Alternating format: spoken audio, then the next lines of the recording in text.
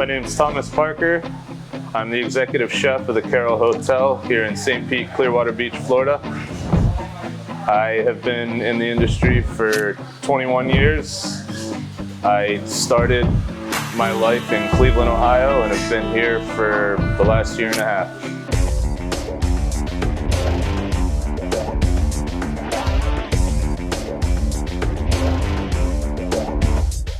When I was 10 years old, the first thing I wanted to ever be was a fighter pilot after I saw Top Gun.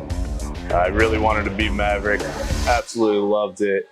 But shortly after, I needed corrective lenses, and that dream went out the window because you need 20/20 vision to be a fighter pilot without corrective lenses.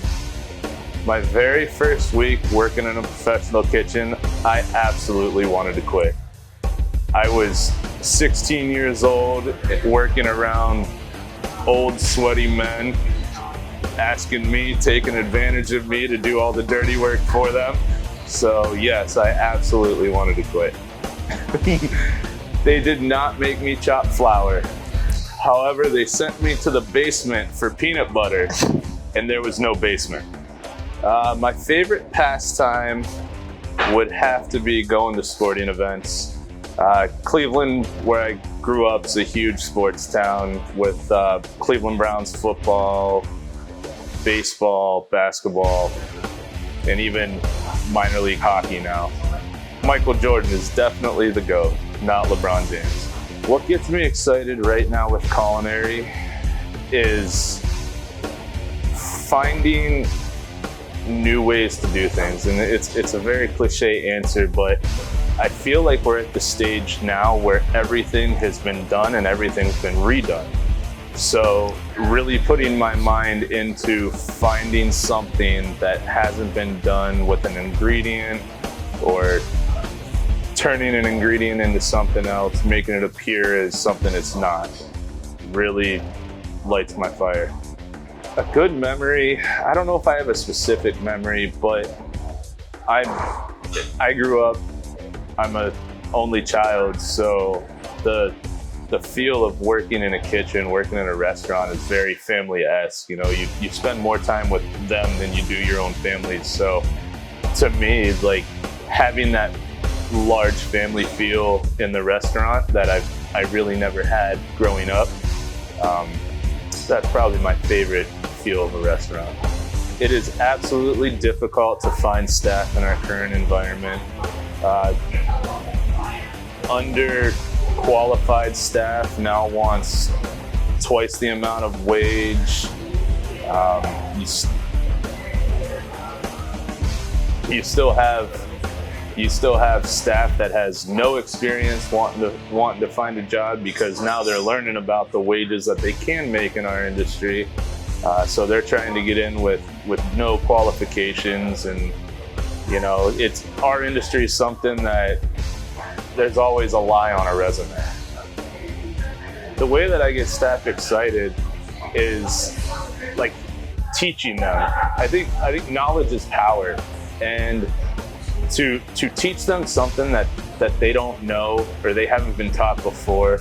You know, we're fortunate that we have a very experienced staff, and to see them look at the food and learn something new, because the food that I'm currently doing is a huge step above what they were originally doing when we started this hotel. So to see their excitement and wanting to learn new dishes, wanting to learn new proteins and vegetables, and how to transform a potato into 3 different starches. If I only had one food to eat for the rest of my life, it would hands down be pizza. It would have to be a good New York style pizza, good dough, good sauce, and good cheese. Toppings, you know, really that doesn't matter to me when it comes to pizza. It's the big 3 that matters. My favorite current cocktail, it has and always will be bourbon on the rocks. If I wanted to get people hot on culinary, and the reason to come to the Karol Hotel, it would be because we're starting to put food out at a higher level than most other places around here. I'm starting to take the thought of the old school French brigade system and applying it to the new age way of molecular gastronomy and these Michelin star kitchens. And we're really starting to put out something special, and the word's starting to grow, and it's absolutely a reason to come in for. My favorite chef of all time would be Grant Achatz. Grant with the Alinea Group in Chicago. He completely changed the game.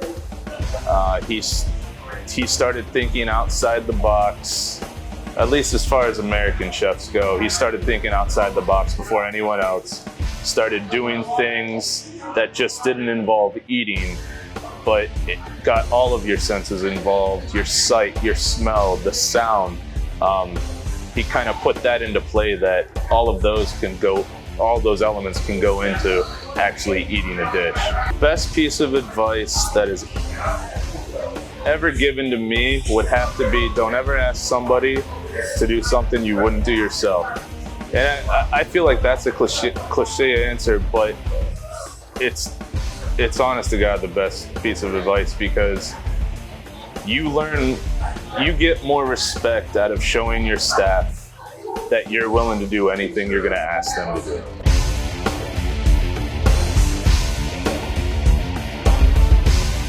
They call me Don Pablo, and 20 years ago, I discovered my passion for great quality coffee. Today, we're roasting excellent quality coffee that's rich, smooth, and very complex. It's a taste that's new in the world. To me, one of the most important parts of cooking is preparation. And we're gonna make a dish right now that really highlights everything you can do beforehand to prepare to put a beautiful dish together. It is our short rib and Italian sausage bolognese. We make all of our pasta handmade here in-house. And then the short rib, it's a 3.5 hour process. The sauce that we rested in is another 30-minute process. The bolognese itself has about 5 hours that goes into it. So the more important things you do and the time you take in the preparation of something can really lead to an awesome dish. So we're gonna start here by taking our pasta, throwing it in a nice pot of boiling water. You always want your poaching pot boiling a little bit. You don't want it simmering or not moving at all. We've got our bolognese, like I said, that took about 5 hours to make. We're gonna get a little bit of it warming up here.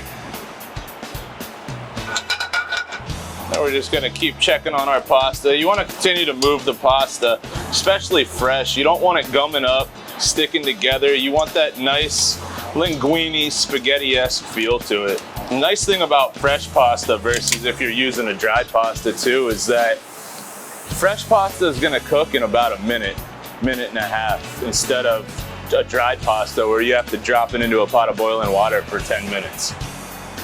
So now that we got our sauce nice and warm here. Our pasta is nice and poached. Gonna drain that water out of it. Get it right into the love there. Toss it together.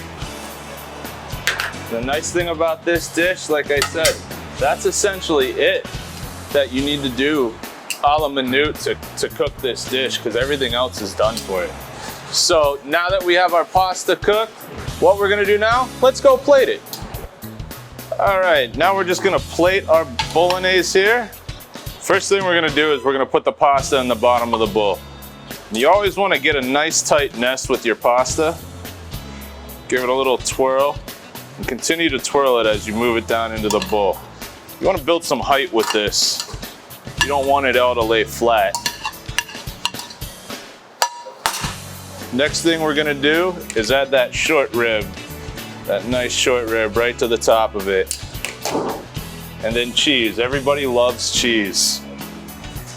So we're gonna shave some fresh Pecorino Romano right over top of everything.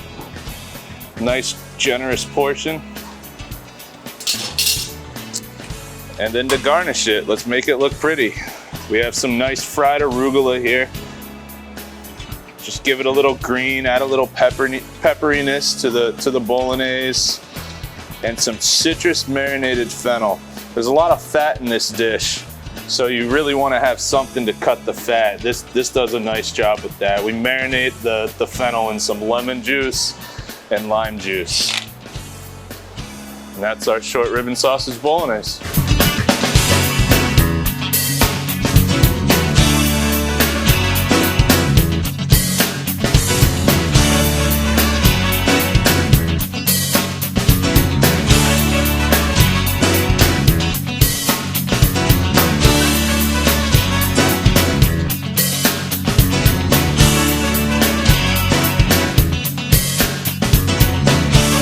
If you were going to say which one of our team is slacking off right now, who would it be? If I had to pick one person that was slacking off right now, Yeah. it's definitely Willie.